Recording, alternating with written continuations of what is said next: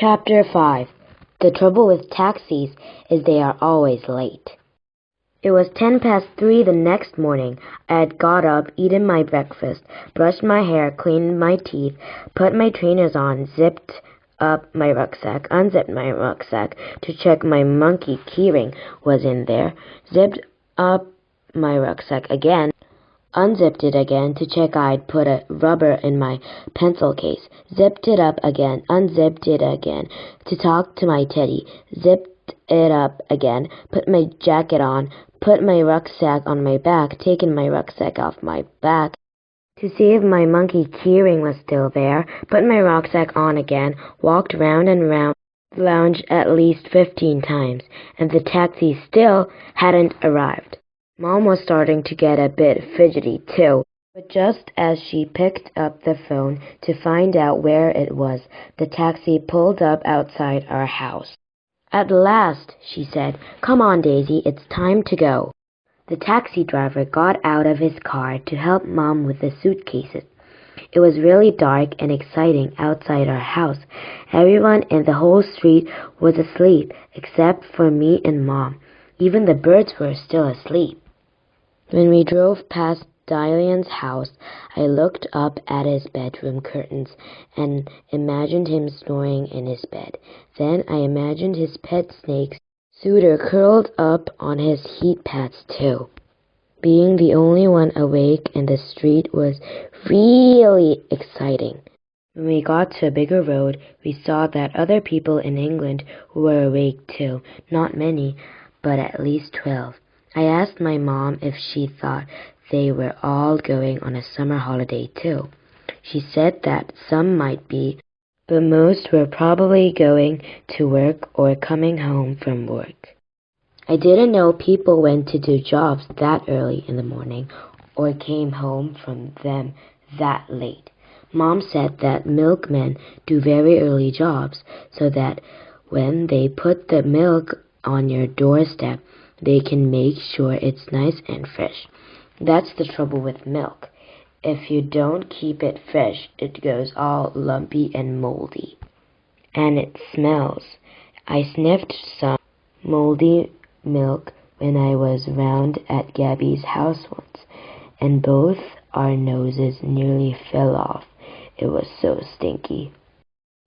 Now we only sniff nice things like Play-Doh.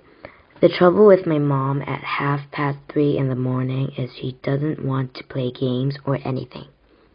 I thought playing games in the taxi would be really exciting, but Mom just said that she was too tired. Then she said, "Daisy, we've got a long day ahead. Why don't you close your eyes and try and get some more sleep before we get to the airport?" Sleep?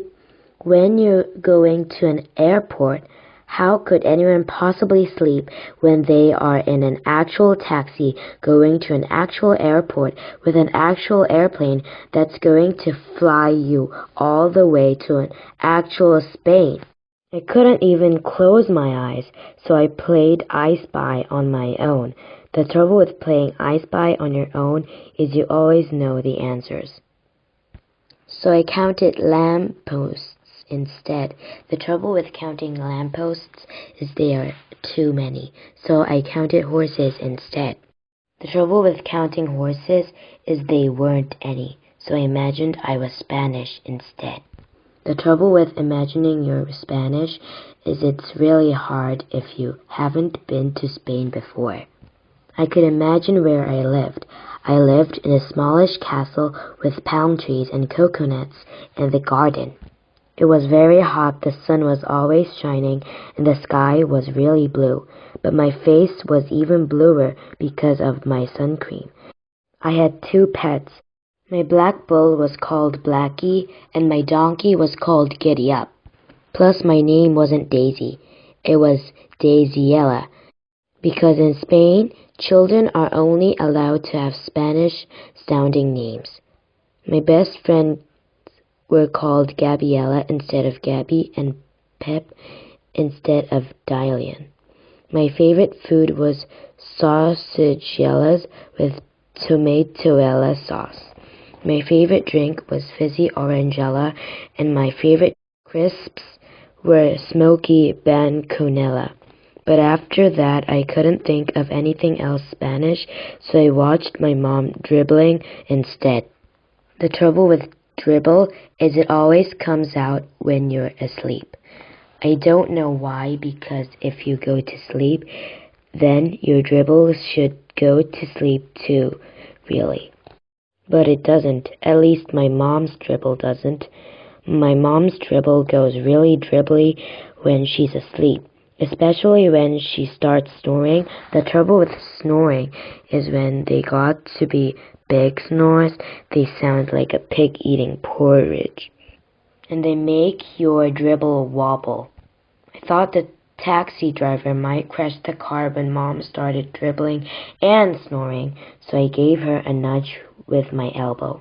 The trouble with nudging someone with your elbow is it makes them jump if they're asleep, and it makes their dribble go all over their face. Mom wiped her dribble off really quickly, sat up straight, and pretended she hadn't been asleep in the first place.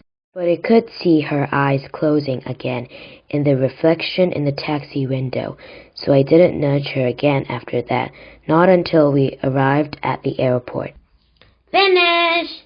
See you next time. Bye!